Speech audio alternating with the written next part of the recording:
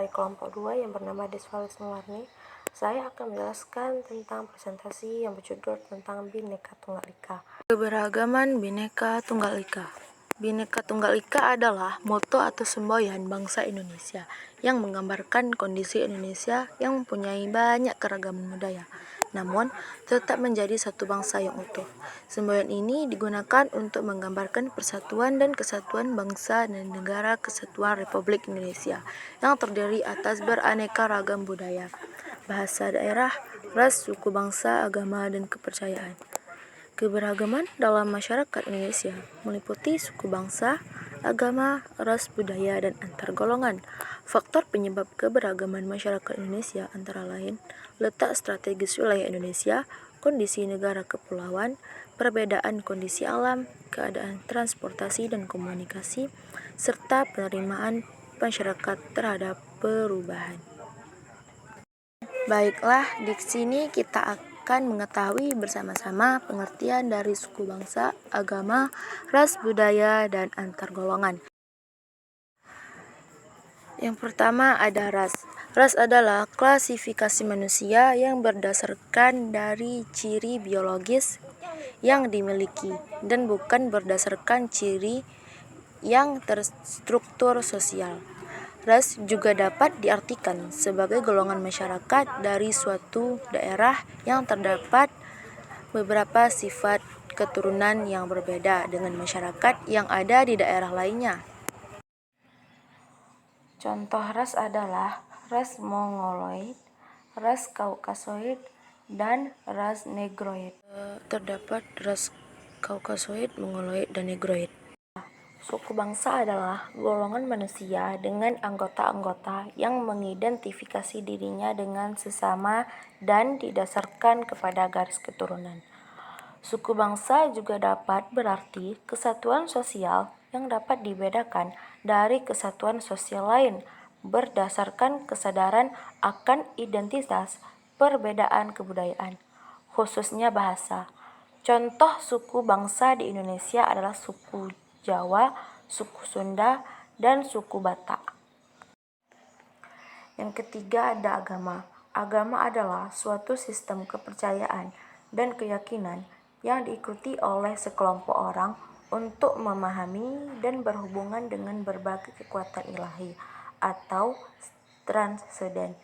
Dalam suatu agama, terdapat seperangkat ajaran, norma-norma moral, ritual, dan ibadah yang membentuk pandangan umatnya mengenai dunia.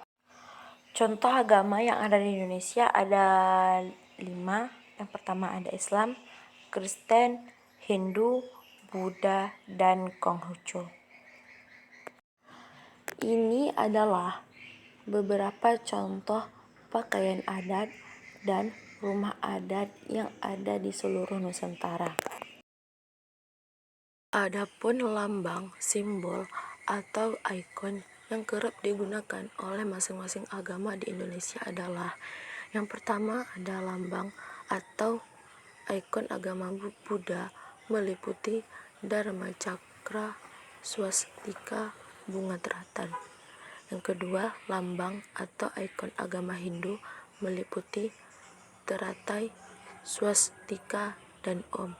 Yang ketiga, lambang atau ikon agama Islam meliputi bulan sabit.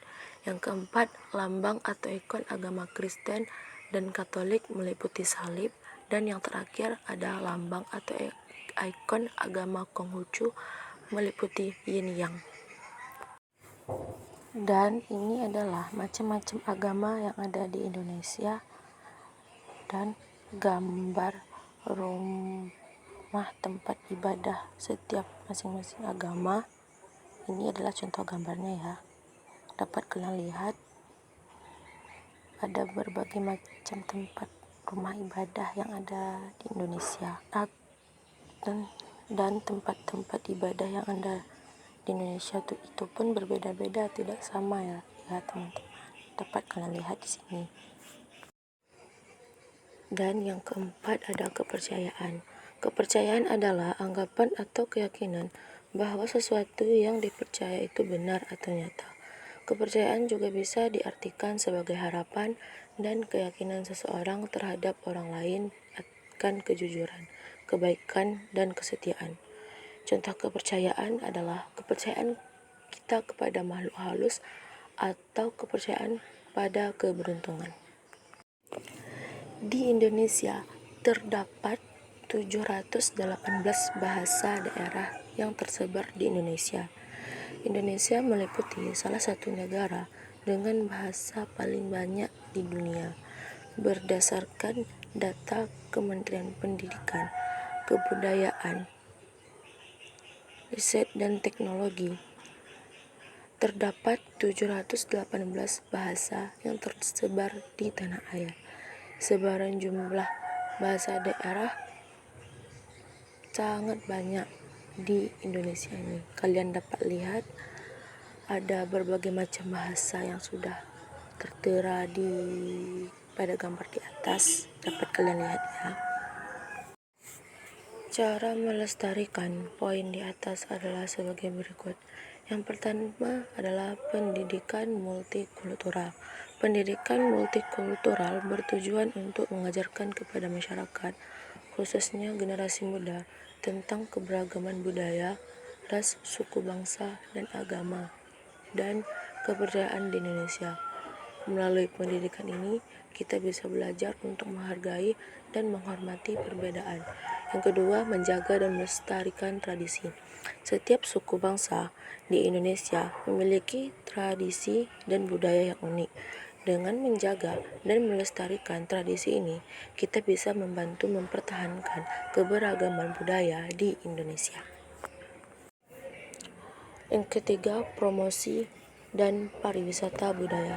Promosi dan pariwisata budaya bisa menjadi cara efektif untuk melestarikan keberagaman budaya di Indonesia.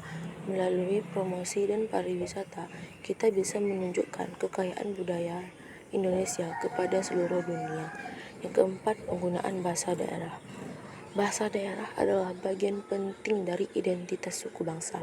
Dengan menggunakan bahasa daerah dalam kehidupan sehari-hari, kita bisa membantu melestarikan keberagaman bahasa di Indonesia.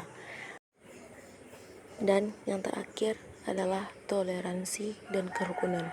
Toleransi dan kerukunan adalah kunci utama dalam melestarikan keberagaman agama dan kepercayaan di Indonesia.